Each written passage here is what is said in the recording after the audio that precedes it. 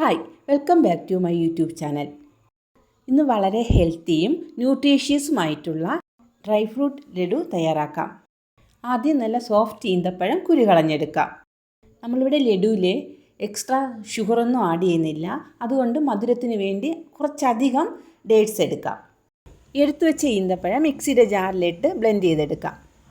Pan ചൂടായതിന് ശേഷം ഇതിലേക്ക് വൈറ്റ് സെസമി സീഡ്സ് ആഡ് ചെയ്ത് ചെറുതായിട്ട് റോസ്റ്റ് ചെയ്തെടുക്കാം.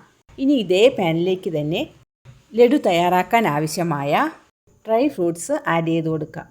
ഇതിനു വേണ്ടി 1 കപ്പ് അളവിൽ പംകിൻ സീഡ്സ് അഥവാ മത്തങ്ങാക്കുരു, ഫ്ലാക്സ് സീഡ്സ് അഥവാ ചണവിത്ത്, റൈസൺസ് അഥവാ ഉണക്കമുന്തിരി, sunflower seeds, watermelon seeds, almond അഥവാ ബദാം, പിന്നെ കാഷ്യൂസും ബദാമും ആഡ് ചെയ്യുമ്പോൾ ചെറുതായിട്ടൊന്ന് ചോപ്പ് ചെയ്തിട്ടാണ് ആഡ് ചെയ്യുക.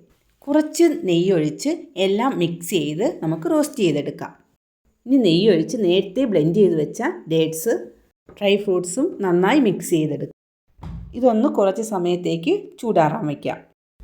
ചൂടാറിയതിന് ശേഷം കൈകളിൽ കുറച്ച് നെയ്യ് പുരട്ടി ഇതിനെ ഒന്ന് ഉരുട്ടിയെടുക്കാം.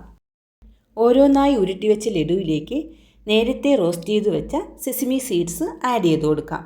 ഈ വീഡിയോ ഇഷ്ടമായാൽ ലൈക്കും ഷെയറും ചെയ്ത് സപ്പോർട്ട് ചെയ്യണം. Okay, by.